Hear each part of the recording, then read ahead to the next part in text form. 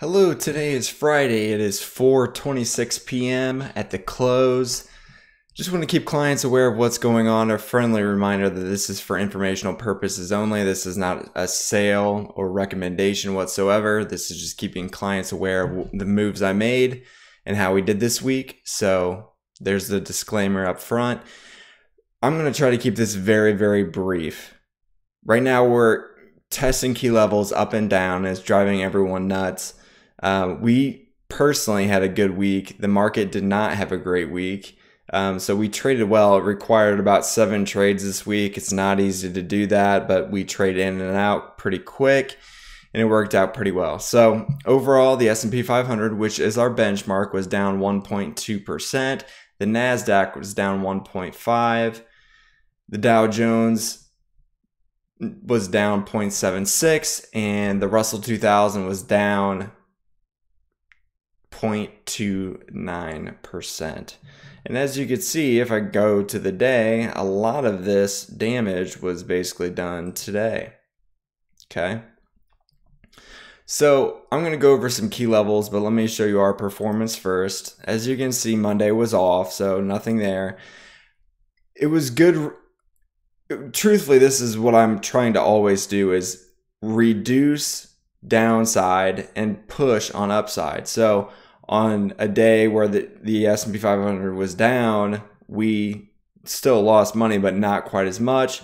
Down, lost a lot less. On Thursday, I had a really good setup, pressed very hard, beat on the upside, and on the downside, we had a gap down today. So on Thursday, we had bad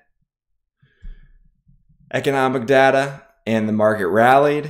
On Friday, we had better than expected economic data and the market tanked, which is very normal in an environment when the Fed is raising interest rates.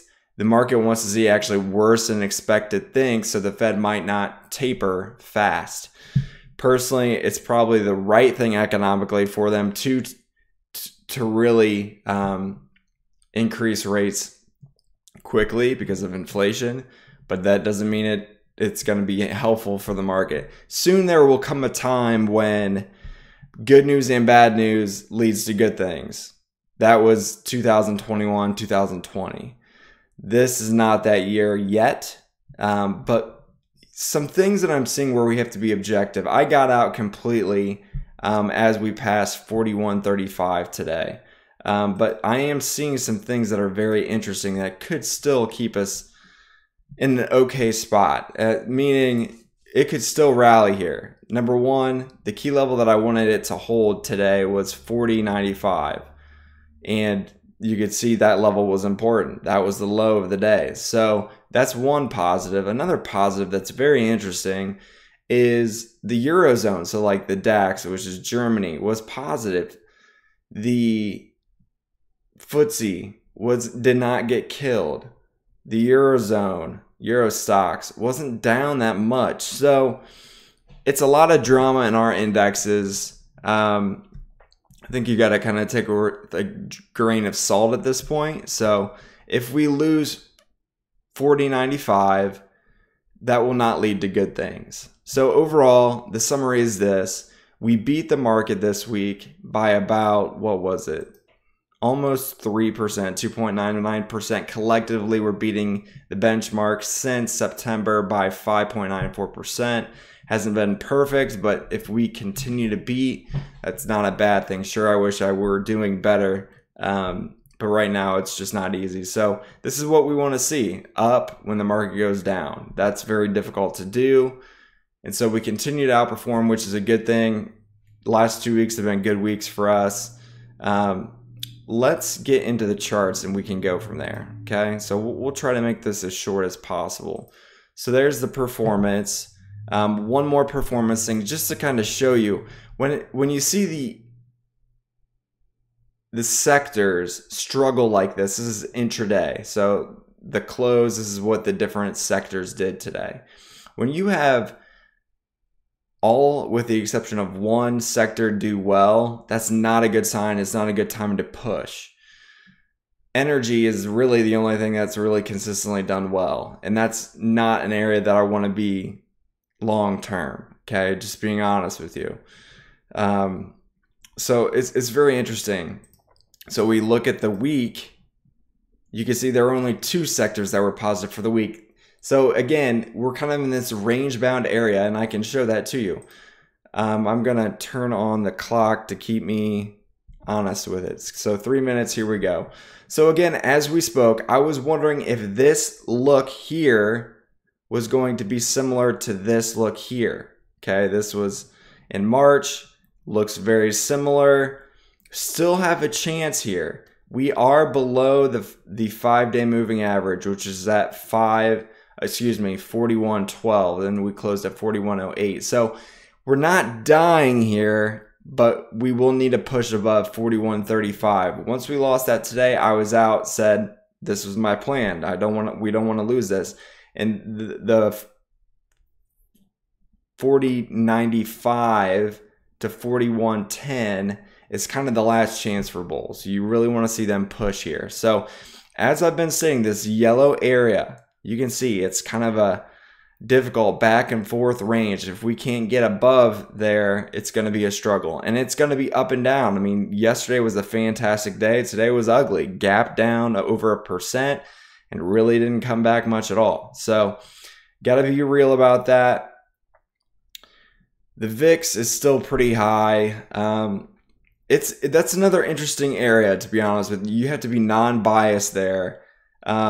We don't know what the put-call ratio is, how much shorting or hedges are out. This was as of yesterday's close, so I'm interested to see where that's at.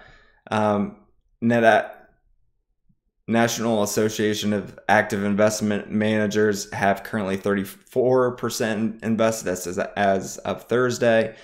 So a lot of red here. That's not good, but we did see some New York Stock Exchange high-low, which gives you some pop. So we're not dying here.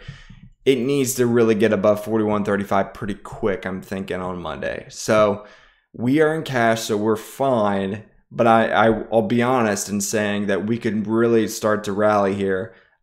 If we open red, that'd probably be the best thing, to be honest. But the market doesn't care about mechanics. The market wants to do what it wants to do. Ideally, we do open red, maybe even touch this downtrend line right here and bounce. That would be fantastic to fill this gap. We have not filled this gap here. We do have another gap here. The retracement area is very interesting. Again, we went as low as 21.1% a couple weeks ago. And we bounced last night to 41.96, went as low as we went lower than 40.04. So the retracement levels are very interesting. It's good to kind of look at that perspective. Short term at a key level, as you can see, core stocks, core 15 stocks. I know the time's out, but I want to show this too, just to show you risk reward was not great this week again. This was the day.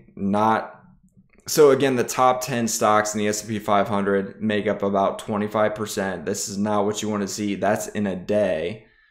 If we go to the week, there were some names that did okay. Google and Amazon. The rest, not great.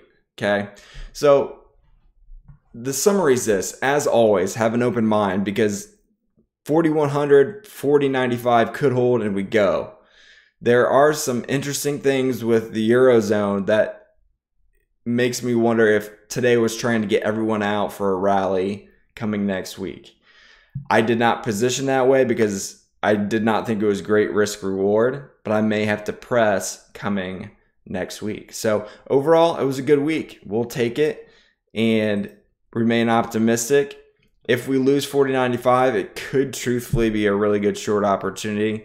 But right now, I think it's better to be in cash, not really seeing anything standing out too much. But there are some pros and cons right now that you have to be objective about. And by being objective, that's how we were able to outperform the market. So you don't have to have a bias. I don't know if the market's going to tank or go higher. I didn't know that this week either, and we still did okay. So it's providing opportunities. You have to be pretty quick and take targets pretty quick. So thank you guys. Have a great weekend. Let me know if you have questions, but overall, still beating the index, beating the benchmark, and it was a solid week. So thanks, you guys. Have a good weekend. Get outside if you can. See ya.